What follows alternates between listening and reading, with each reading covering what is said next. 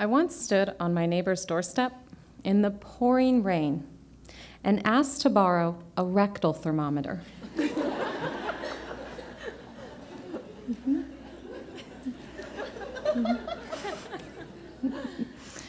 We shared a graveled alley between our bricked bungalows in the historic district of Ohio University's backyard. Most mornings, I sat on our cement back stoop, sipping hot coffee and reading our college newspaper. My neighbor stood in her kitchen window, washing dishes, packing school lunches, kissing kids goodbye. I wanted her life, but I wanted it before I was ready. Her mundane seemed so manageable from my safe distance. I don't know, I said through the screen door. I'd interrupted their Saturday evening dinner. My shirt was soaked from rain and spotted with breast milk. I'm afraid the baby has a fever. She seems so hot to me. My baby was 2 weeks old. I drank coffee cold now and hadn't read the paper since her birth. I couldn't sleep, even when the baby did. I made my husband set alarms, and we rested in shifts, so one of us was always awake monitoring breathing patterns. I didn't know then that a rectal thermometer, like a picture-perfect life, isn't something you borrow. It's really yours, or it's mine. It's never ours.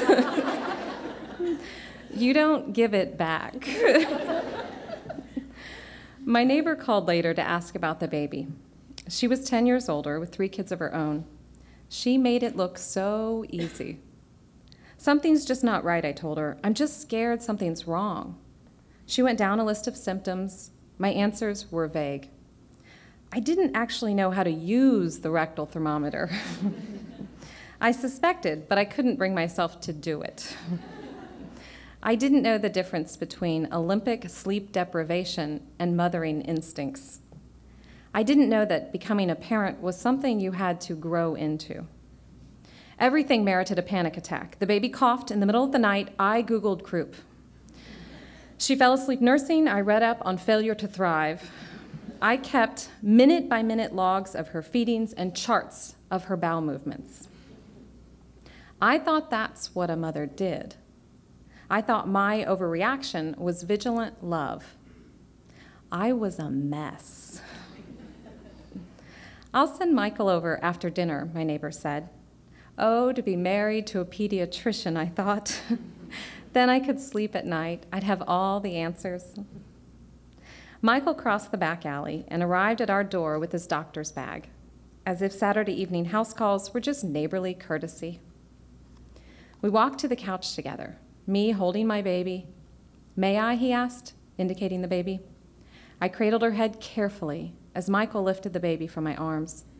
He put his knees together as a makeshift examining table and began unraveling her layers. In April, they don't need quite this many blankets.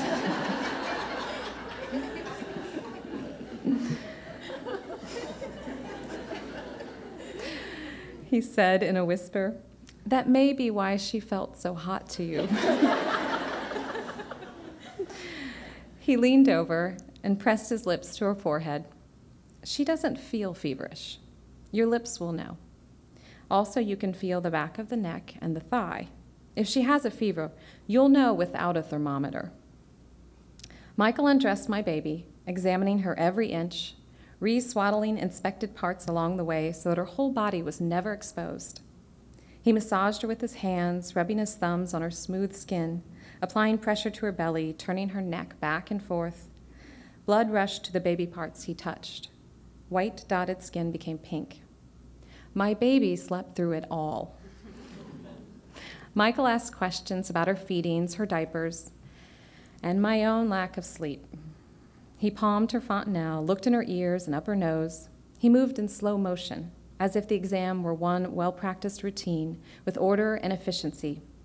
Finally, he put on a fresh diaper, swaddled her masterfully in a light summer blanket with sharp creases and tuck corners, and handed her back to me. She's perfect, he said. He packed up his doctor's bag, put back on his ball cap, and walked to the door.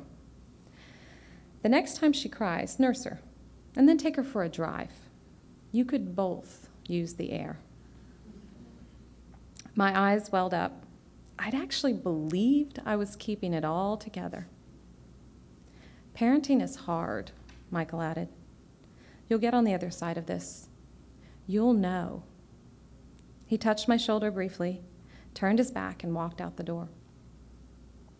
I watched him from the back stoop and waved a thank you to his wife, who was waiting in her kitchen window. She couldn't see my cheeks burning with embarrassment or hear the sobs I smothered in the baby's blanket.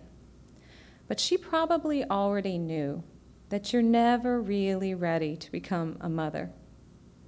One day you just say yes, and the rest is on-the-job training. Yes, the baby was perfect, but I didn't have to be. And so we followed the doctor's orders.